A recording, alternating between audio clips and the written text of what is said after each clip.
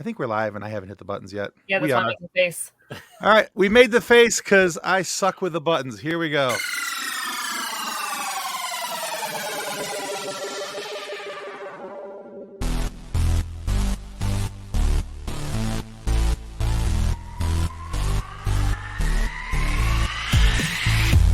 Hello and welcome to Funny Science Fiction, the live edition.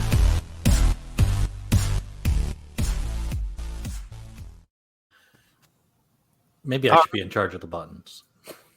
You know, I've thought about that many times. Yep. I just backed it up on my phone, and there's me making the face because Tim didn't push the button yet. There is definitely time to make the faces and to do the things and all that stuff. Because yes, I am bad at the button mashing and pushing. Anyway, welcome to the Funny Science Fiction Podcast, the live edition, the podcast that taught Commander Riker how to get a leg up on the competition. Tim, you shouldn't sell yourself so short, though. You are good at pushing people's buttons. I do work hard at it. I'm pretty good at it. Well, before we get into tonight's show, we need to say our thanks to our show partners, River City Tees and Level Up Lightsabers. I think. With over 700 designs to choose from, River City Tees has something for everyone. Need some new nerd merch? River City Tees has you covered. Need funny or sarcastic designs? River City Tees has you covered. Are you looking for a new logo or custom design? Whether you need 1 or 100, River City Tees has you covered. With multiple colors and options for each and every design. With things to choose from like shirts, hoodies, phone cases, coffee mugs, and so much more. Be sure to follow River City Tees on Facebook and Instagram. If you do, you'll get the latest on designs and information about upcoming sales. River City Tees. Let's make a shirt together.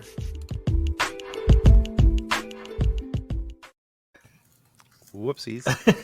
Yeah, and Tim was too good at pushing buttons at that point. I was trying to get ahead of the game, and You disappointed the Mood Dragon.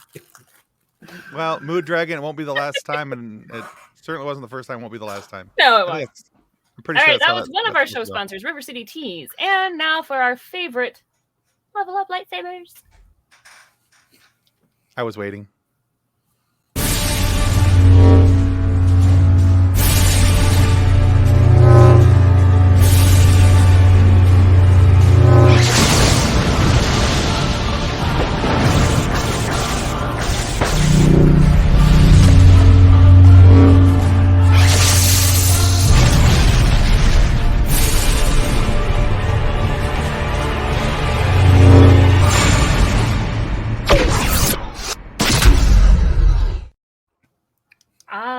And links for both of those will be in the show notes and comments section whenever Tim gets to pushing those buttons. Those buttons have already been pushed. I've already put those in the comments.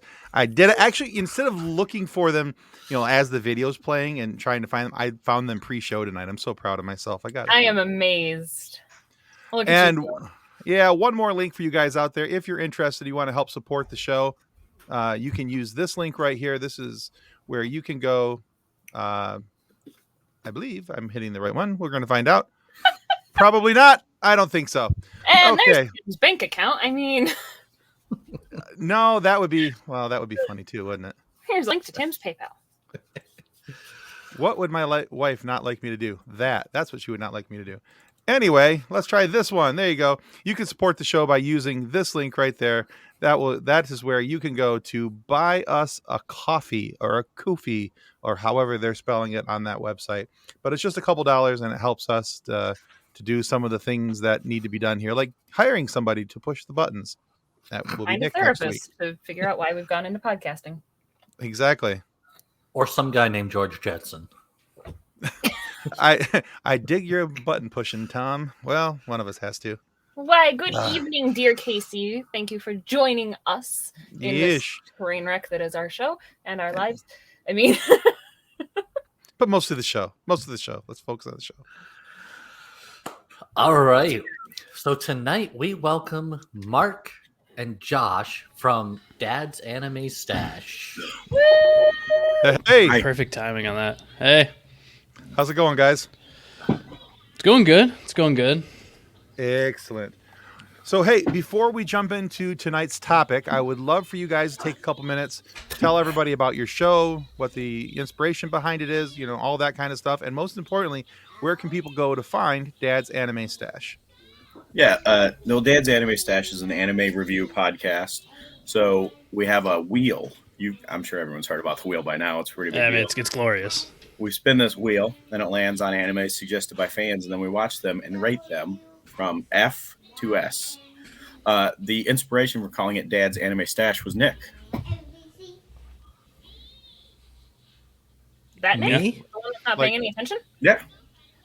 I was like, yeah, exactly. The one that's not paying any attention to the compliment. Yeah, I liked how The guy right in the middle there. the 7 seconds of silence is great for podcasting. Oh, yeah. We love it. And that's where we lost all 3 of our viewers. Okay. No. Wait, I think John might still be there. John, let us know you're still there. Just because I pay him. I mean, Hey, Casey. I don't pay John. That'd be ridiculous. Shut up, Justin.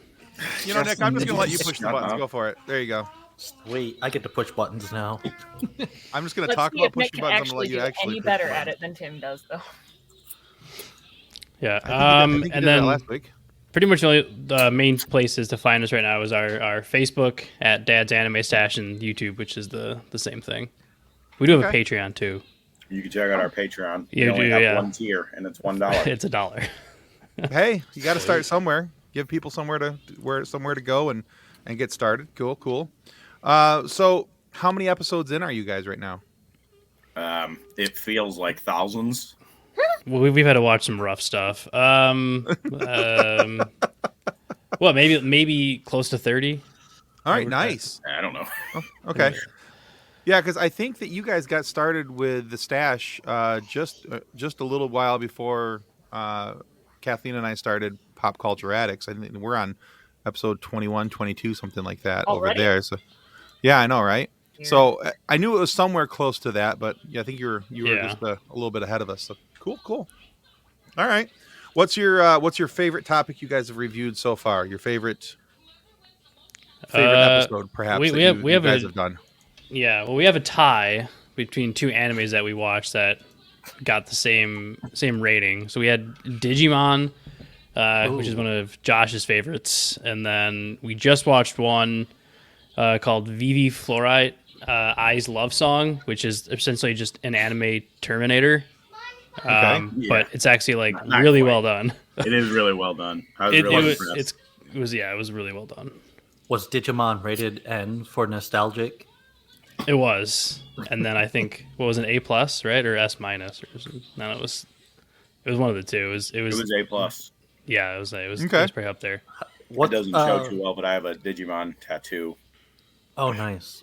I can't show mine, or we'd get canned off. Would you look at the time? We got a thing to catch. So, how do you guys rate the shows? Like, what are your, I guess, scale points? Criteria, or like your criteria as to why this is an A+. Because you guys are just talking about it. Yeah, you guys were just talking about a rating system. So, what is that rating system? How does it work? Yeah, so we mimicked it off of another anime because why not? Yu Yu Hakusho, they have like a demon rating system, F through S essentially. So we kind of started off with that, but I mean, does the storyline connect? Are we actually interested? Or did we have to bang our heads against our desks to get through another episode? Do the characters make any sense? Criteria, yeah. Okay. Way more credit. I think every episode of anime would be the banging my head into my desk.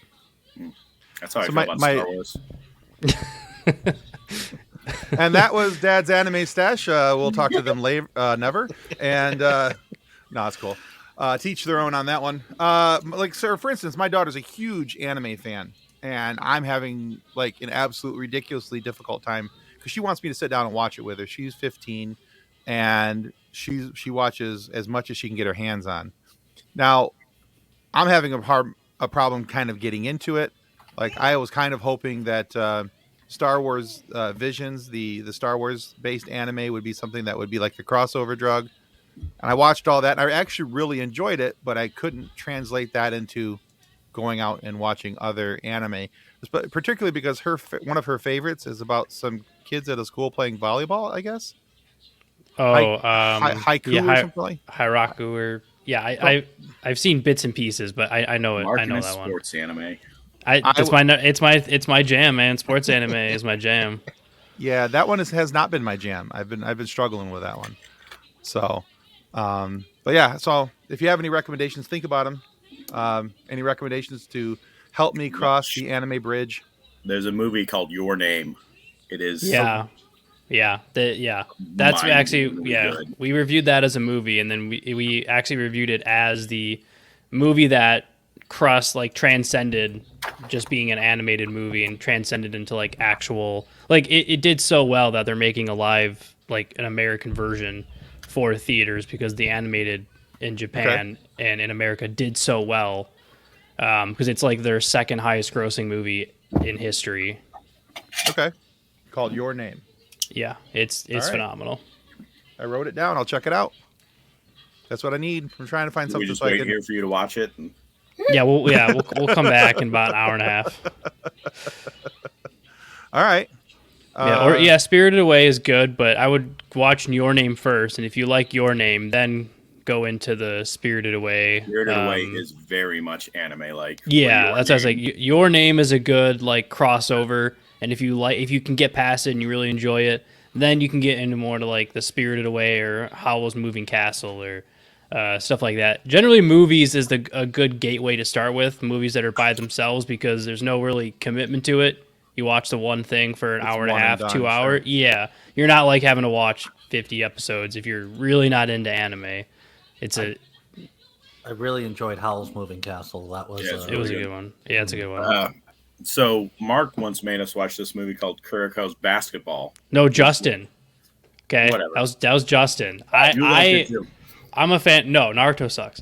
I'm a fan of the anime Kuriko's Basketball, but so then Justin recommended this movie called Kuriko's Basketball that they made us watch, but they didn't tell us you have to watch 200 episodes of the anime before you understand what's going on in the movie. So awesome. It went down like a heavy thing. I mean, hey, I didn't rate it that high, and I'm a huge fan of the anime, and I said the movie was too fan service to actually enjoy it too much. Okay. All right.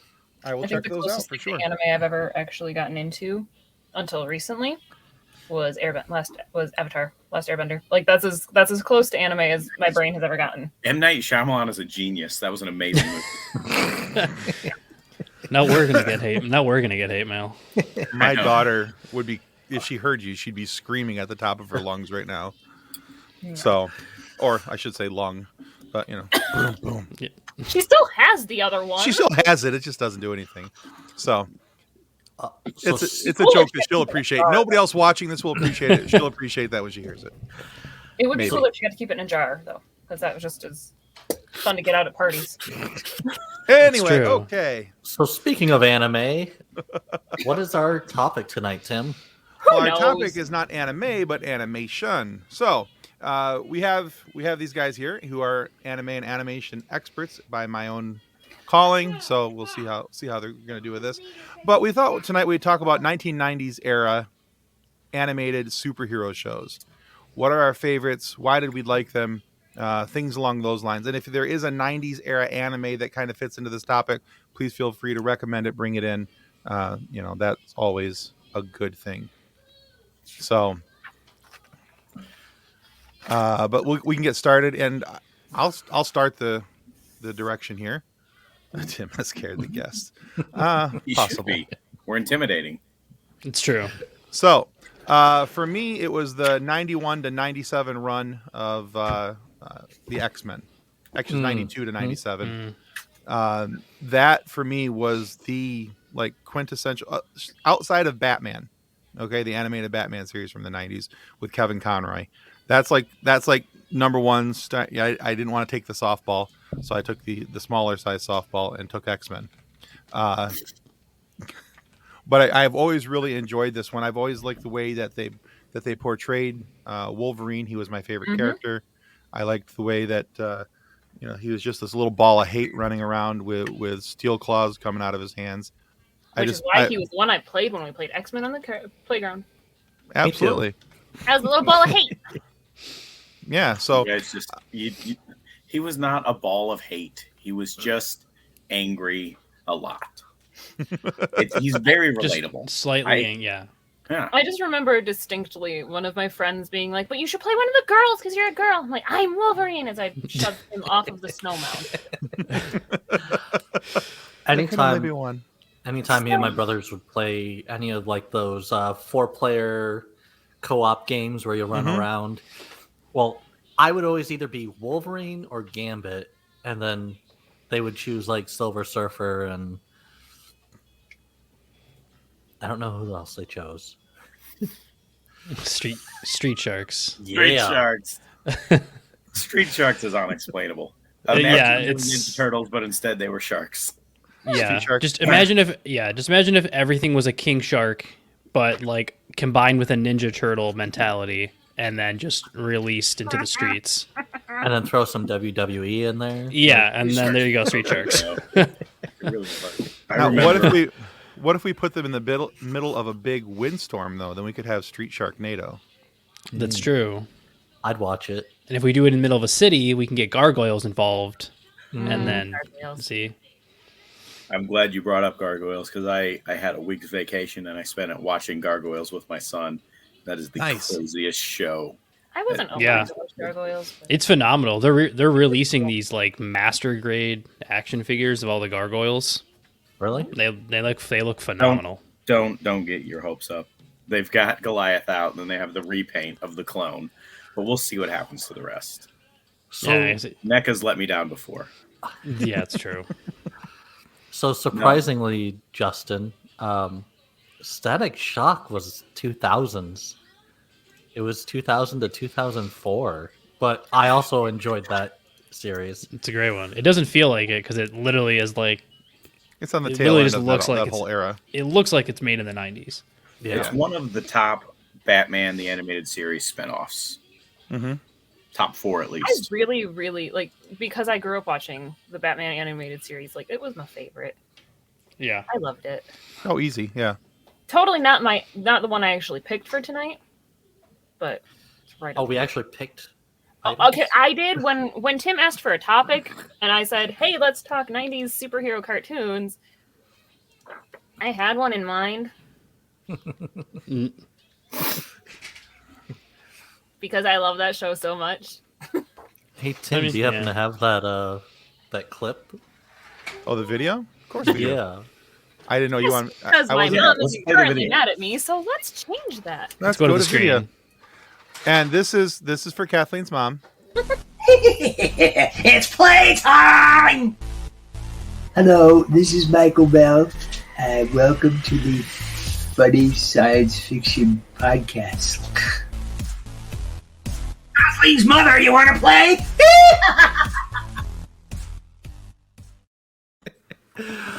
You know, if the next time I see your mom, I am so going to have to duck. She's going to punch. Well, I mean, I wouldn't duck because there's a big. No, that's true. If you duck, she'll just hit you in the face. Yeah, I forgot about that. We still had that video promo up. But yeah, we had Michael Bell on the show, and he was able to do the voice of Quackerjack from Darkwing Duck for Kathleen, which was one of Kathleen's favorites. It's classic. I got banned from watching it. That was Mega Duck. I'm sorry, what was that? I always preferred Negaduck. Oh yeah, Negaduck. Yeah, he was the best villain. Mm-hmm. It was cool. Absolutely. Yeah. Speaking of ducks, there was also the '90s, the Mighty Ducks. Mm-hmm. I was waiting for a weirder transition, to be honest. Yeah, that was like speaking of ducks, Hey Arnold was a thing. I was like, wait, what? No, I mean that's a good transition because the Mighty Ducks was a weird transition from the movies to a show about aliens who are ducks that play hockey. Yeah, yeah, and it was. But I really did enjoy the. Like I literally sat and just watched a whole bunch of the episodes, and I'm like, oh, this is nostalgic, fun-filled couple hours. Yeah, at least they didn't go Howard the Duck with it because that was just weird. There's a lot that I like when I was thinking of 90s that I'm like, man, I watched all of these so much, but like Batman Beyond is like one of my all-time favorites. Yeah. Like I started collecting like the comics and got the new figure that DC released like last year or whatever, Batman Beyond. But I think it was Captain Planet that I probably quote Speed the Racer most. is anime. That's true. It is, yeah.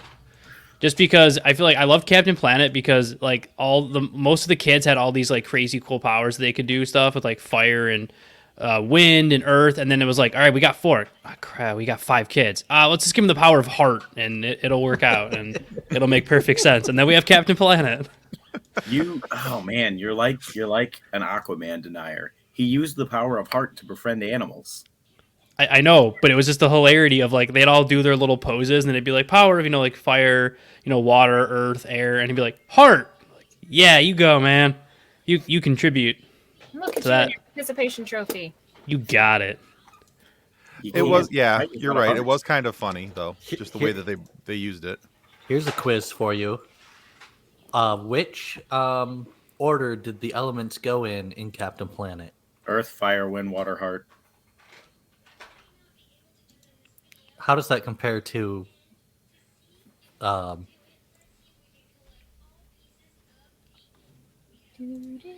Avatar? Well, Avatar is only the 4, right? Yeah. That you know of. Well, yeah, They never true. made it to the Heart Nation. That's true, yeah. The glorious Heart Nation with their ability to talk to animals and save pollution. On that big flying cow thing with the tail. Yeah, which I Moose, don't know the name of. Moose cow thing. It was huge. That's all I know. So. Pokemon, very mainstream, but still worth my time. All right, cool. I know Pokemon has a huge following. Still does. I mean, I talk to people who still are like, I'm not, whatever game they come out with, I'm gonna play it, I'm gonna buy it, I'm gonna do it. The new game just came out like 2-3 days ago. That's been blowing up everywhere because it's the first more open world Pokemon game. Is it Diamond or Platinum or? It's like Curious or something, but it's that one. Okay. Yes, yeah. Back to Captain Planet for 1 second. Wasn't Jeff Goldblum in that? Was he? I want to agree with you. To the Googles. But while he's Googling, I mean, obviously, we talked about the Ninja Turtles. That's obviously it was a really good classic one, which I feel they've tried to recreate that show like 3 separate times. So, 100%, yeah. He played the a villain. The venomous scum. Yeah. No, the rat guy. No, it's Verminous. Verminous, that's right. I'm sorry. Yeah, Verminous. I didn't see the R there. That all makes sense. Yeah. So he was in it. I mean, you have to look at the cast on Captain Planet is amazing, actually. Oh, yeah. It's got LeVar Burton in it. It's got Dean Stockwell. It's got Meg Ryan is in it. David Coburn. It's just kind of impressive that, you don't really think about those as being voice actors. Other than LeVar Burton, he's done a few things in voiceover. But a lot of those guys, I don't think have been doing anything in voiceover. And all of a sudden you're like, oh, hey, they did some VO. Yeah, Check that out. you did Captain Planet. Whoopi Goldberg was Mother Gaia. Yeah. Whoopi Goldberg's always playing Gaia. Every time you turn around, that's what she's doing. It's true. Whether it's Star Trek or saving the planet. Oh, wow. One way or the other. Jim Cummings was in it. Tim Curry. Tim Curry was also in Gargoyles. Oh, yeah. Yeah. Gargoyles also had a great cast. Jim Belushi. It's a classic one. See here. Yeah. Hey. Jonathan Frakes. The thing about Jonathan Frakes was like, it was so interesting to me that they literally just made Riker again. They're like, listen, this is Riker again. We're just going to call him Xanatos. Nice. There you go. Yeah, that's a pretty impressive cast there on that show as well. I'd say I don't think I ever really got into that show. I ever really watched it much. You're missing out. They fought the Illuminati. They fought aliens. Yeah. Really? Okay. A couple of my buddies were really into it growing up, but I just, I don't know that it was on. What was that? I think it may have been on like sometime at the same time. I wanted to watch something else, so I chose the other thing. Weird thing about Gargoyles is like the first episode is 13 seasons. The second episode is 70. The first season is 13. The second season is 70, and the last season is 13. Yep. It's a second classic. Season is the craziest crap I've ever seen in my life. It's just a great one. Like, what was the? I'm trying to think of. It was like Pizza Rats, right? Is that what I'm trying to think of? In Gargoyles? No. It was like another '90s like thing. I think it was called Pizza Rats, or something like that. I'm not sure.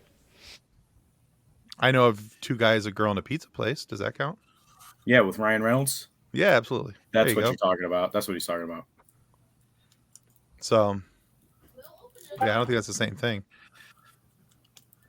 All right, so cool. Who else has got a pick for what they liked in the 90s? Isn't it like... Sorry. Go ahead. You go ahead. I had forgotten that my dear sweet friend made her appearance in the 90s as well. Absolutely. Yep. Yeah. There was also SWAT Cats. Yeah. There's so many, like, you go back and look at like the list of 90s cartoons and you're just like, how did I watch the majority of these? But you look at some of those and like they stand out from your childhood and you're like, oh, I used to watch that all the time. And then you find out there were 7 episodes. Like, what? Yeah. Right. Like, how did I keep watching this? Years. Like, I clearly remember watching 3 seasons of this. Like, nope, you're just completely crazy. Right. Well, you see, the 90s were a different time, and I don't think time made sense. It's true. Yeah, Animaniacs was that's a show on a lot. Mm-hmm. The revamp of it's actually really fun too. I don't think I've seen the revamp yet. I highly recommend it. It's on Hulu. So back to the Pokemon thing. Me and my brothers ended up getting our hands on a Japanese copy of the first movie before it even reached America, and so like we sat there and watched it. I'm calling the cops. There's no proof. I'm calling that number on the beginning of the movie. But yeah, that was amazing. Yeah, no, Pokemon, I know. I'm hoping that I've seen a lot of this new gameplay footage, and I'm hoping that maybe the games go that route, but the show needs to either just move on from Ash already or age him. I started losing. You know, guys, come on. You don't understand the point of the show if you wanted to move on. So when you were a child, the show was for you. And now the show's for other children. The show is never going to move past that. It's always going to be the same plot. It's always going to be for children. The children deserve something. They don't even have Saturday morning cartoons anymore. It was good up until... They have all the time cartoons. Yeah. It was good up until their Pokemon became everyday items, such as a bag of garbage. Or the ice cream cone. Oh, you're talking about like the Pokemon Go game where they just they were just preparing them for real life, Nick. There's like the new Pokemon that are like a candelabra or an ice cream cone. Or they were preparing them for real life. The things you get excited about when you're an adult. I just want one birthday episode. Just make them 11. Like just one birthday episode, right? Where all the Pokemon that he's abandoned forever and have been sitting in Pokeballs for months on end. Like his Tauros? Yeah, like the 30 Tauros are all just sitting there. Like, hey, Jason. What's up, Jay? What's up, man? Because they killed him. Well, yeah. So one that I guess I had like Mandela affected into the 90s that I thought was a 90s cartoon, but I just looked it up and I was wrong. It started in 2002 was the Justice League animated series. Because there was 2, right? There was Justice League and then Justice League Unlimited. Unlimited. But to be fair, they're both spin-offs of Batman. Yeah. Well, And so I watched a ton of those, especially because my kids were little and I was watching them with them. And I mean, it makes sense that it wouldn't have been in the 90s because I didn't get even married to 98. So, but still, for whatever reason, I'd kind of like spun that in my brain being back into the 90s.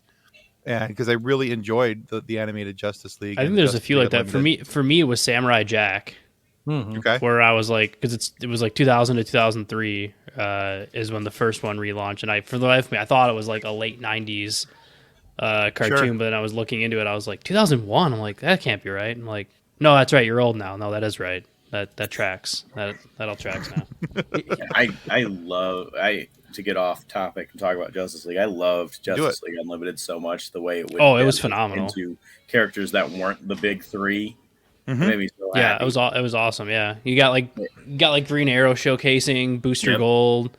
That Booster Gold episode was my favorite episode. Yeah. That's one of the episodes that got me into Booster Gold and being such a huge fan was that episode. Yeah, and I also like too. the fact that a lot of those shows, a lot of the Unlimited shows, when it was about the big characters, it was things that their powers couldn't solve. They had to do other things to save the day or to win the fight or whatever, Yeah. It wasn't just always that Superman was strong, fast, and, could blow lasers out of his eyes, Yeah, that show reminded me a lot of Batman the Brave and the Bold with the team ups of actually being able to like see different people. Oh, yeah. Nice. There was a Superman animated series in the 90s too, wasn't there? Yeah. Yeah. It was called. I don't remember what the name of it was though, but I barely remember even seeing it. Well, I don't think it lasted. Did it? I don't think it lasted The too animated long. series was apparently a thing, at least. There was a TV show as well called Lois and Clark. Yes, but I'm talking about the animation one, not. Yes, but Superman the animated series was another spinoff of Batman. Yeah. Right. Everything is Batman. And Jason? Bruce Timm got his money's worth. Yeah, it's true. Jason Taylor, I will unfriend you. What I loved about the Justice League was that you knew Batman was the boss because even though everyone else could fly, he made them all fly in his jet. Yeah, I love that thing where it takes it. You know that meme or whatever. Yeah, you know Batman's a boss when everyone else in this jet can fly. Yeah, that's an awesome one. I do enjoy that. There was the Incredible Hulk in the 90s. Yeah. Spider-Man. There was so Spider-Man, much good animation. And in the how are we 90s. forgetting to talk about one of our favorites? I don't know. Tell me. The Tick. The original animated Tick. I did forget about that. Oh. Me was the best superhero named the Tick in that show.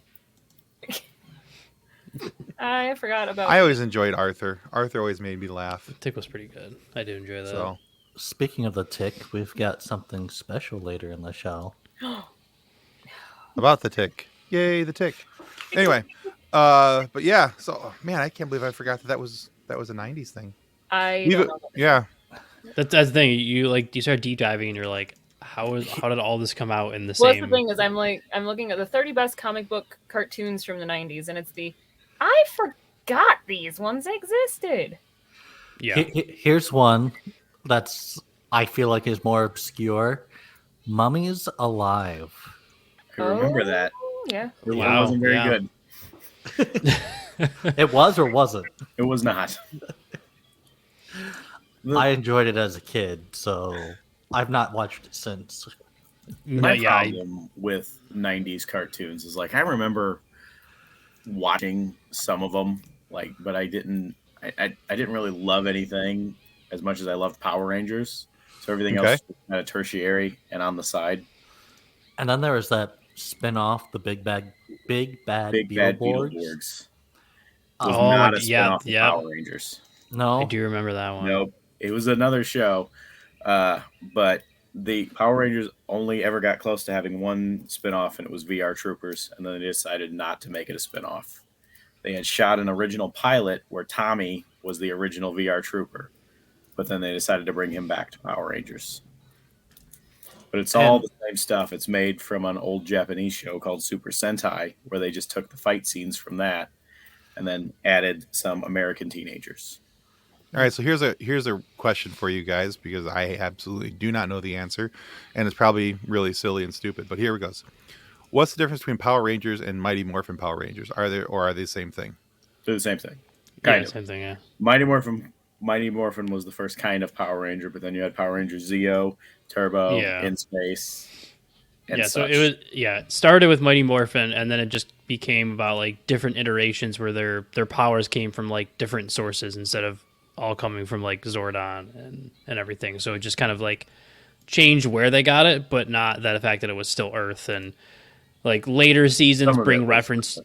Yeah, like later shows bring reference to it where like in one of the more recent ones that I've watched with my kid when he was super into Power Rangers, he's kind of grown out of it a little bit. It's like there's like pirates and they make reference to like other old Power Rangers, and Tommy shows back up. Yeah, they can morph into those old Rangers. Yeah. Okay. So like all their powers are morphing into past Rangers. So they connect every universe. Like every show is all connected in the same universe. It's just different iterations. Every Ranger gets their power from the grid, which is basically background radiation that people tap into to get their powers. Okay. There's just different radiations.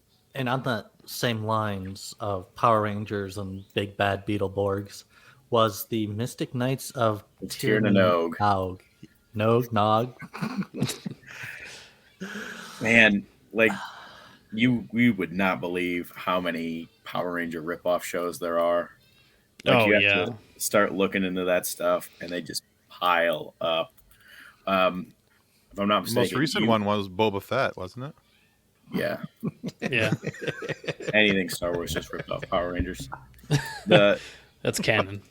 USA Network's first original show was a Power Rangers ripoff. I can't remember its name. It was based on the Zodiac, though. But it was awful.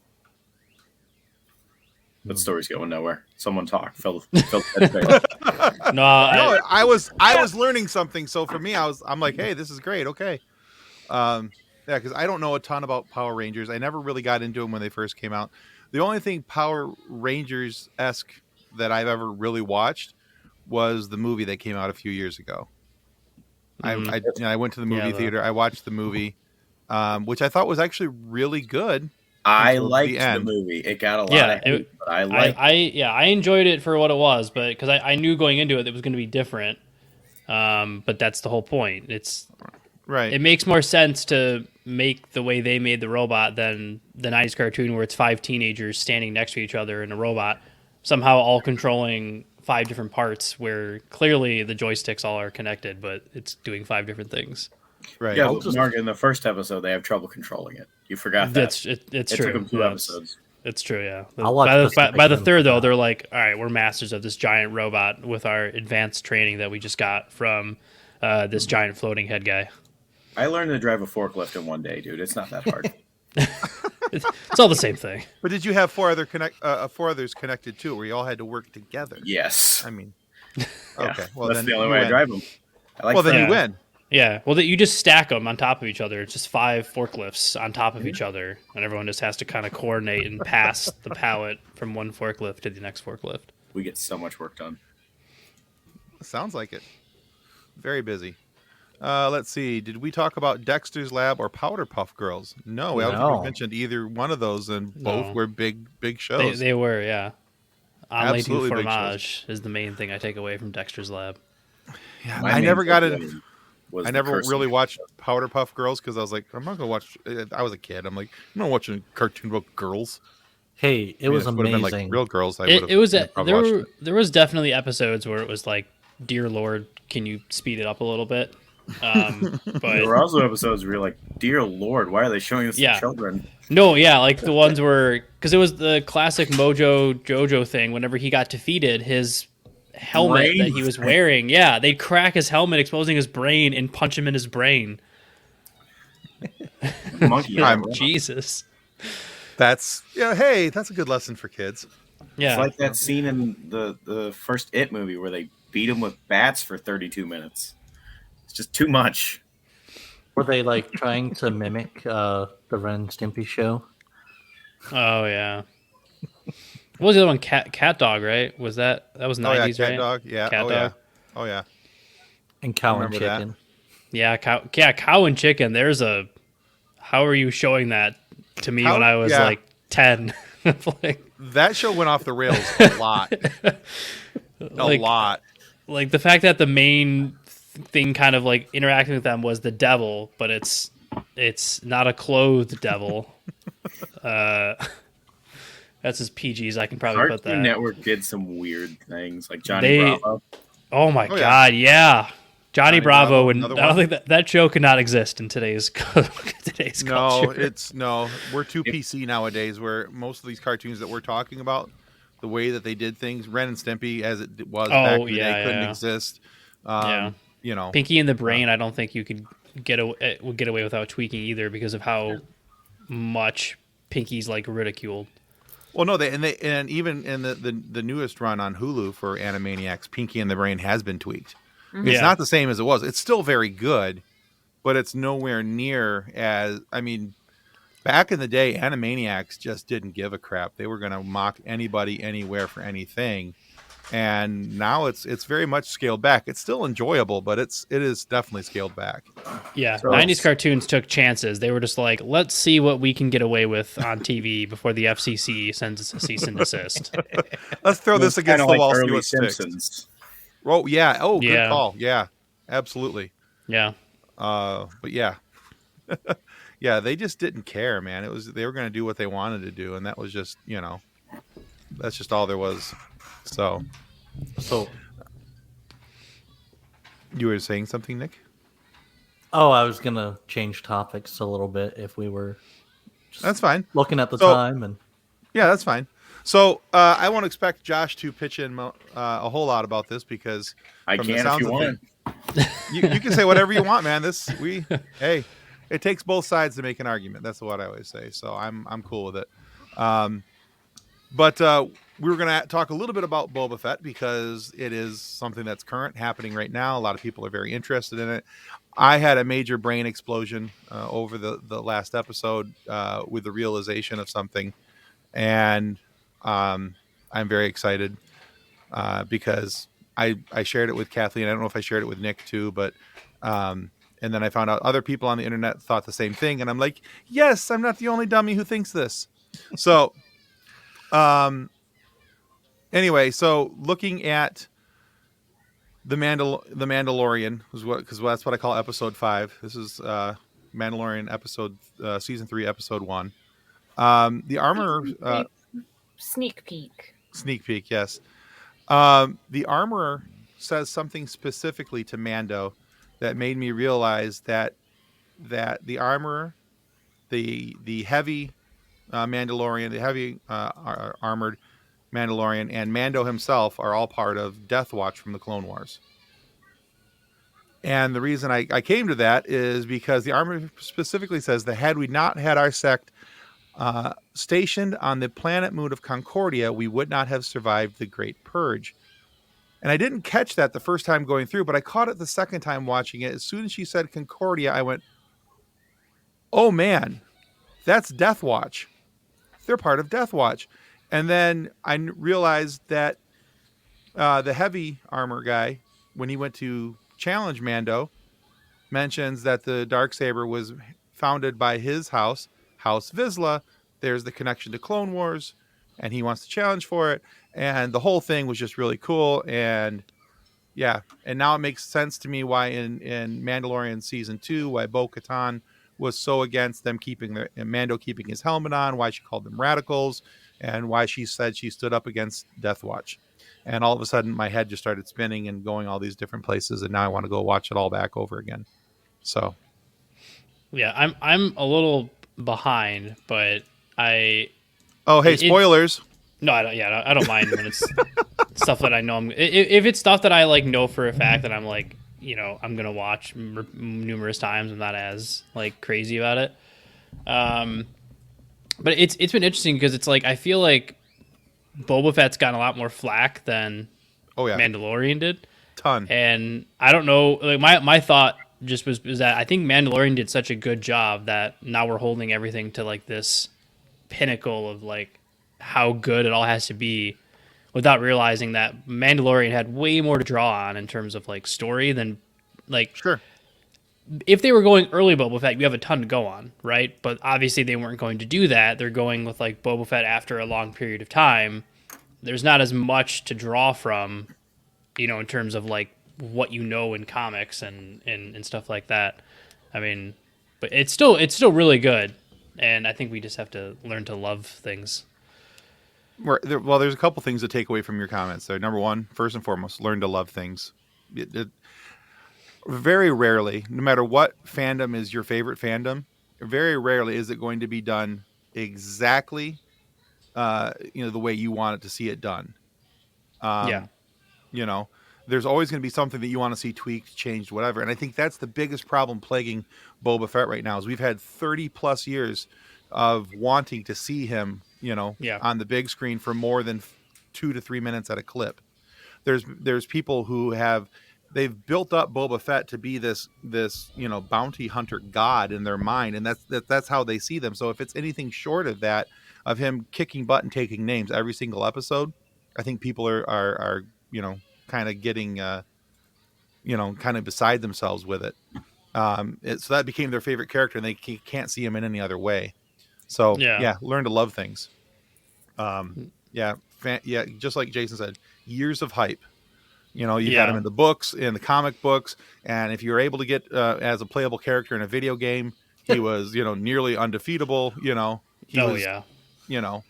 So he was one of the I still remember playing not the new one, but Battlefront, like the original Battlefront, when you were playing the Sith and you could play as Boba Fett and try to fly around the man was a cheat code. Yeah, he was so much more fun to play than the rest because everyone else you had to just kind of steadily walk, but Boba Fett you could fly around and shoot rockets. Mm-hmm. Yeah, Boba was a cheat code, man. It made it like I said, people have had this anticipation built up. I, for one, am actually enjoying the pace of the show.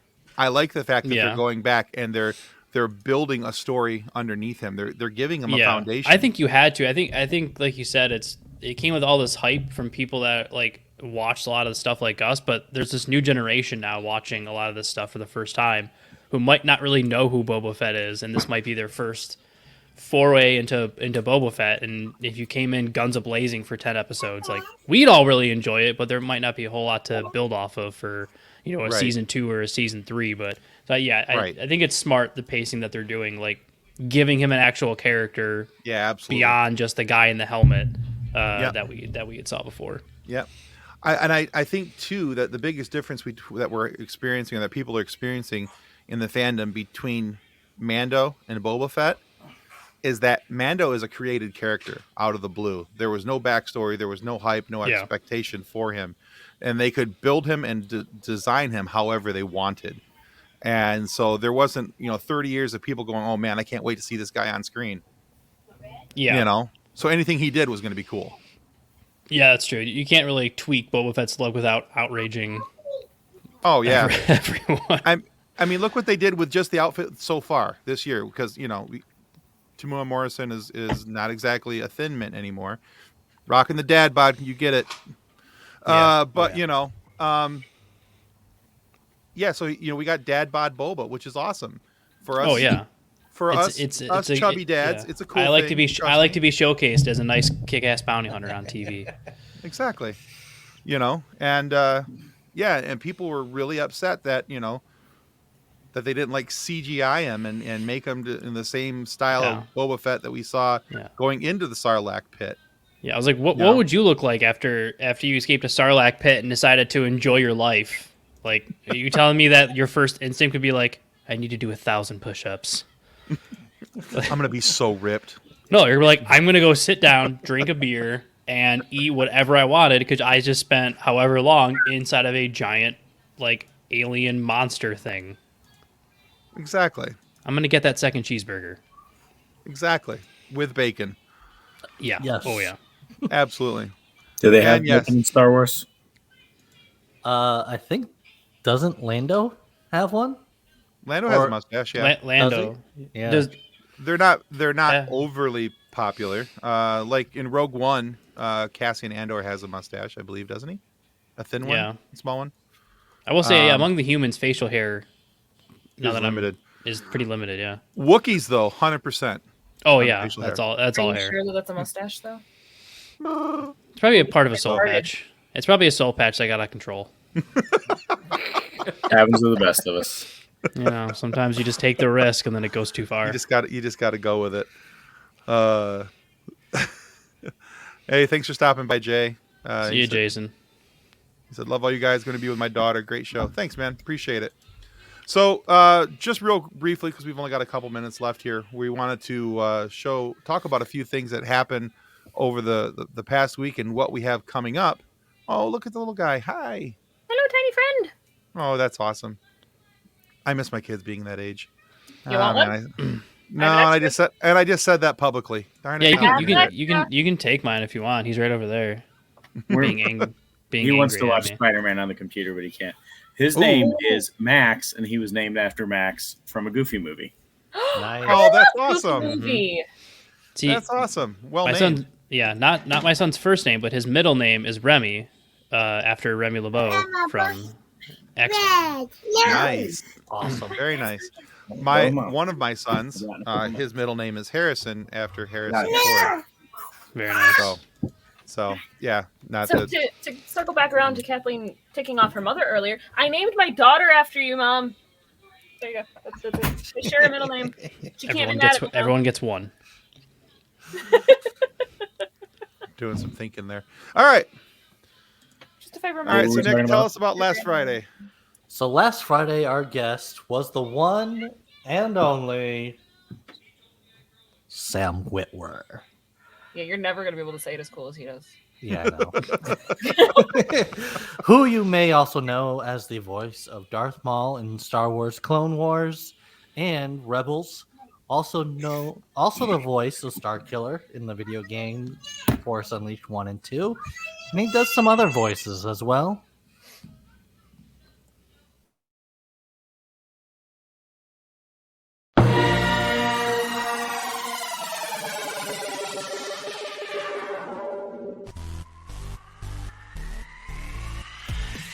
Hey, this is Sam Witwer. Welcome to the Funny Science Fiction Podcast. Execute episode 66. That's right. It was our 66th episode. And you can still find that episode on the Funny Science Fiction on our YouTube channel and your favorite audio podcast providers. Yeah, that show was a lot of fun. If you haven't had a chance to watch it yet, it's still up, of course. You'll be able to watch it or listen to it.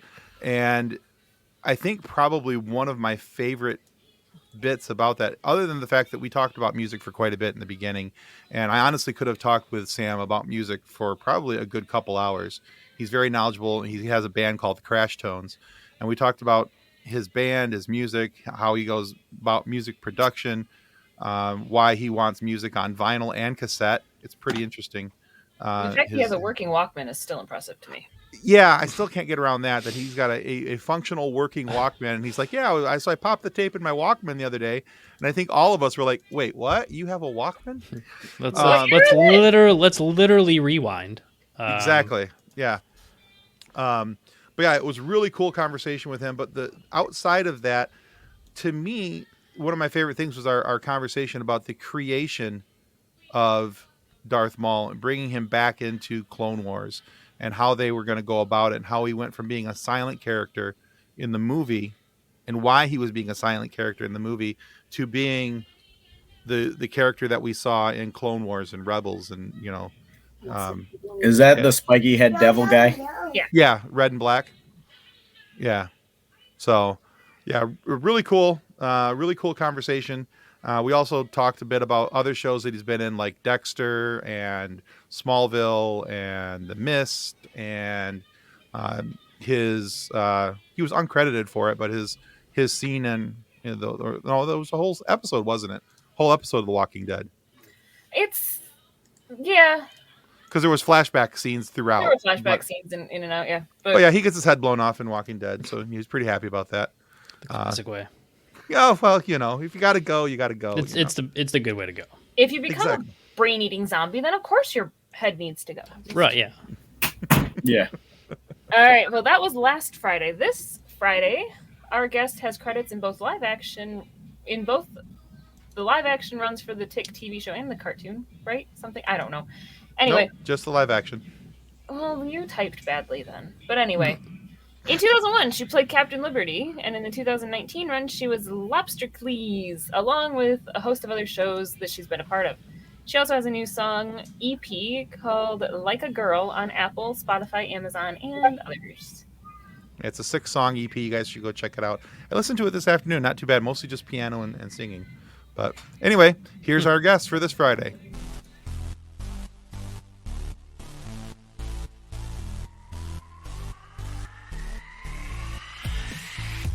Hi, this is Liz Vassy, aka Captain Liberty. Welcome to the Funny Science Fiction Podcast. And now I'm understanding how you typed things. My brain is not here. It's not. So I've been a fan of Liz's work for quite some time.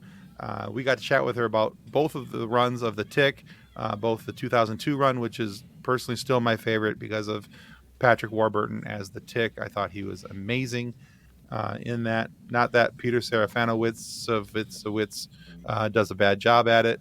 I think he's also a very good Tick. Different styles. I just like Warburton. But we talk about bringing a character like Captain Liberty, another character that was created for the show, what it was like to bring that character to life. We talk about our time on Dr. Horrible's sing-along blogs, and how some different things that she's done with Nathan Fillion. So just a public announcement that Nathan Fillion, we are coming for you. In the least creepy way possible, we're coming for you. There's no non-creepy way to say that. Yeah. There's not. No, we just really want him to be a guest on the show. So We just really want to be his friend. But yeah, we're getting there. Hopefully, that's one of the dream guests, that I would love to have on the show. I would love to talk with Nathan Fillion. Well, there's we've so talked many with enough things. people who have been on projects with him, Right. that I feel like we're Patricia getting enough Tallman. of a repertoire to email his agent with the, hey, we've talked to all of these people. They can confirm for us that we're only as slightly crazy as we seem. But And then as long as they don't see this last clip where I just said, yeah, we're coming for you. You guys are going the wrong way. You don't want him to keep coming. No, if he sees that, it's probably a problem. So, all right, guys, take a moment here and remind everybody where they can find you guys and why they should be checking out Dad's Anime Stache. Yeah, so Dad's Anime Stache, Facebook and YouTube, both at Dad's Anime Stache. And yeah, it's pretty much just three dads just riffing on anime and just every probably rated our way possible. It's just, I don't know, we have a lot of fun doing it. We've watched some really bad ones and some really good ones, and it's just it's a mission to find an anime that cracks our top 5. It's a very good show, but there's a reason it's on at 10:30 at night. So it's not for the kids. Yeah, Fair enough. Yeah. it's just because that's after your kid goes to bed and you can actually talk. But Yes. Also that too. Yeah. That's another big reason. I really get that. When There's three so many dads could shows. schedule a time when all 5 of our kids combined were actually asleep at the same time. I totally get that. And That's why the thank you, work. Pop Culture Addicts, for telling us how awesome our show was. That's amazing. I am slightly confused how Pop Culture Addicts Podception. is Podception. commenting on funny science fiction since the hosts of Pop Culture are I see both on- of them, yeah. Yeah. But yeah, anyway, hey, great. You're But, missing a crucial element of our show, Tim. There is an editor who's behind the scenes and makes us look less stupid. So yeah, he's probably doing that. But He tries yeah, to look less stupid. It doesn't always work. and so the missing person from the show tonight, Justin, actually did our theme music for Pop Culture Addicts. Yeah, he made us our little music intro, our jam. So made us sound better than we probably deserved. So Yeah, he's gotten pretty good at that stuff. yeah, he is. He's not good at a lot of things, so we like when we find something he can do. I feel like that's how my friends compliment me. You're not good at a lot of things, but that one you didn't screw up. Friend is a strong word. Yeah, but please don't. Other Please than don't that, say I he's agree our with friend. He's a coworker at best. you. Yeah, Bum you picked up off the street. I get it. but like one that like you're trying to openly sabotage to get fired. Makes sense. See you, Casey. Thanks for stopping by. And guys, I think that's going to do it tonight for Funny Science Fiction Podcast. Josh, Mark, thank you so much for stopping by. Guys, want to encourage everyone to go check out Dad's Anime Stache. Give them a follow both on YouTube and on your favorite audio podcast provider. Check them out, especially if you're a big fan of anime. These guys do a really good job at reviewing them and making sure that they're giving you the best information possible. As you may have saw tonight, they are full of facts, figures, and lots of things that I have known nothing about, but they got it on lockdown. So we'll go give them a check out, okay? And let's see, one more comment here. I got to get back to adulting. Love all your faces. Nick, great mustache. There it is. It's true. We could have him be a guest on our show just to like sit there, not actually like talk anime, but just sit there and twiddle his mustache for You about could, 45, if you watch about the 40 Sam minutes. I could just send you a GIF you of could that. Yeah, it's not the same though. Like He would- you know what I mean? Like He But would we sit are there and do expecting it. it now. yeah. Now I'm kind of expecting that to happen. Just be careful We- though. He might send you a video of him pretending to be a geisha. That's fine. It's happened. Yeah, It's that's completely fine. That's encouraged. It airs after 10:30, so I mean, like that's perfectly allowed. Hey, All whatever. right. There it is. All right, guys. Thank you so much for paying attention to Funny Science Fiction Podcast. Until next time. On behalf of the rest of the hosts of Funny Science Fiction, we'd like to thank you for listening to this episode. If you'd like to be a guest on one of our future episodes, please contact us by means of our Facebook group, Funny Science Fiction. You can find us on Twitter or Instagram using the handle @FunnySciFi, or you can go to DraytonAllen.com and click the Contact Me link at the bottom of the page. Thanks again. Hope you enjoyed the episode.